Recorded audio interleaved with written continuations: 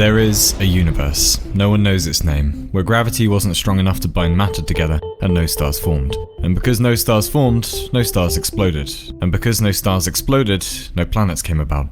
And because no planets came about, there was no life. There's another universe, no one knows its name, where gravity was strong enough and did light the stars and planets came about, and boy, they were gorgeous. Planets in perpetual winter, planets in perpetual summer, planets that could rival the Garden of Eden, and no bloody snakes. And on one of them, eventually, complex life evolved, and one of the species developed large brains and learned things like manners and dabbing, and they looked up at the stars and wondered what they were doing here. You call them octopuses, I suppose. Gosh, they were clever, for octopuses. And one of them, several million years in, almost wrote something in ink on the sea floor, a message to its friend, and the message almost read, "Hi, how are you?" And a few millennia later, space folded back on itself, and you get the idea. Goodbye, octopi.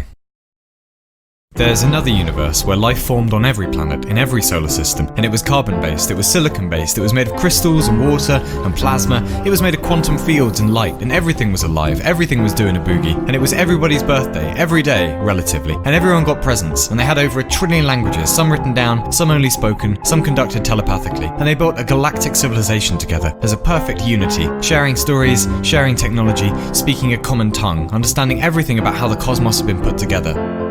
And finally, when everything was sorted, the galaxies were arranged into perfect geometric formations, transmitting pure love and wisdom and birthday greetings to all species in the universe for all time. Paper cuts never happened, Coke came in glass bottles, no one even remembered the word for war.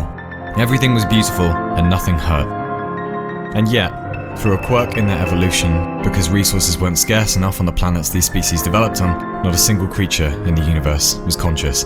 Food was eaten and no one enjoyed it. Movies were released, and there was no laughing or crying. No one chuckled at a joke. Ever.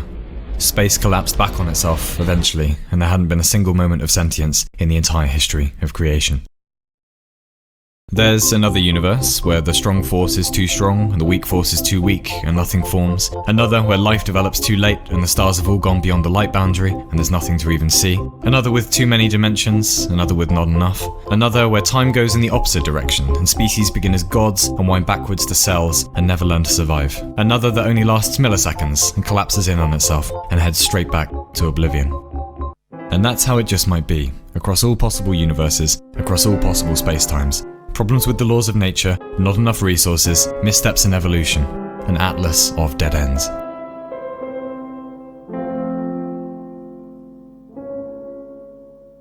Then again, there is one exception.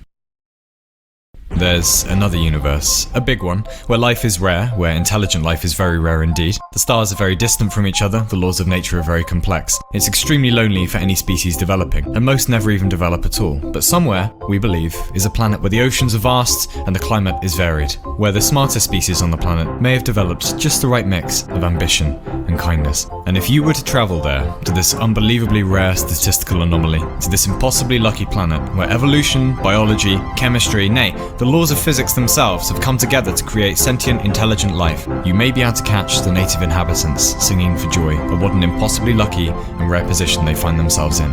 It is a chant of gratitude, a ritual of showing appreciation for ending up in perhaps the one universe, in the one solar system, on the one planet with all the basic ingredients for intelligent, conscious life. It is a hymn for Goldilocks, sung at all times of the day, in every language, on every continent. And it sounds something like...